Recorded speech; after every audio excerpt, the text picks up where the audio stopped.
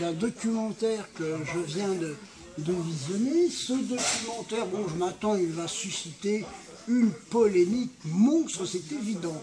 Ce que je voudrais quand même dire, c'est que j'ai des réserves, mais j'essaie de me mettre à la place de ce jeune étudiant, c'est un très jeune étudiant iranien, qui a essayé d'anticiper d'une manière fantastique la fin d'Israël. Parce que moi je pense que cet état, entre guillemets, cette réalité politique, sociologique qu'est Israël est totalement artificielle, que la légitimité, par exemple au regard du droit international, est très discutable, très contestable, hein, que quand l'ONU a été créée par la charte de San Francisco le 26 juin 1945, quelques mois après, elle s'est saisie de la question de la Palestine, qui était alors qui était sous mandat britannique, et bon, tout ce qui s'est passé, j'ai déjà eu l'occasion de le dire, tout ce qui s'est passé est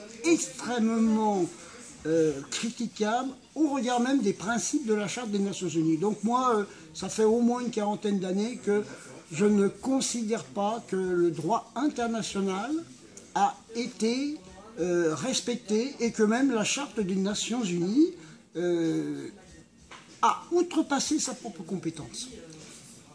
D'autre part, bon, c'est vrai aussi que concernant Israël,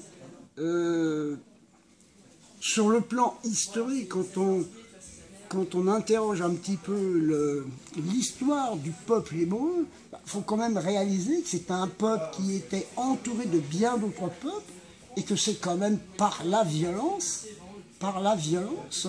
qu'il a, d'une manière très discontinue, exercé un pouvoir politique et encore sur une étendue de terre qui n'était pas celle de l'actuelle Palestine. Donc là aussi, au niveau de l'histoire, j'ai quand même beaucoup de réserves. Je ne vois pas quels seraient les fondements historiques qui justifieraient que ceux qui ressortissent de la communauté juive auraient un droit immémorial, historique, de vivre d'une manière hégémonique.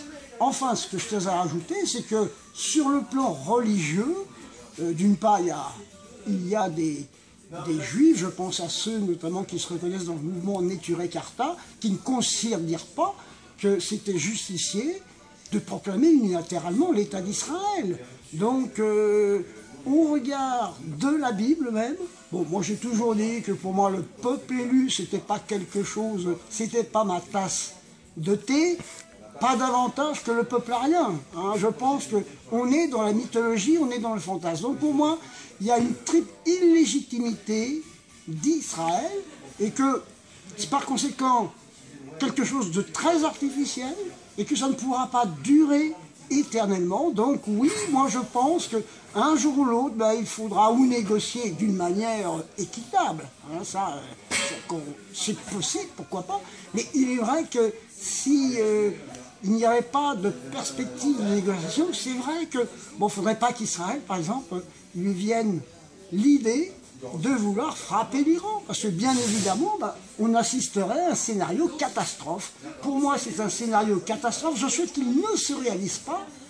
Et y a-t-il suffisamment d'hommes de bonne volonté de tous les côtés? Moi, j'ose encore l'espérer. Donc, il faut découvrir ce documentaire, il faut prendre du recul, tout simplement. Peut-être que ce que je dis ne fera pas plaisir à tout le monde, mais ça correspond à mes convictions.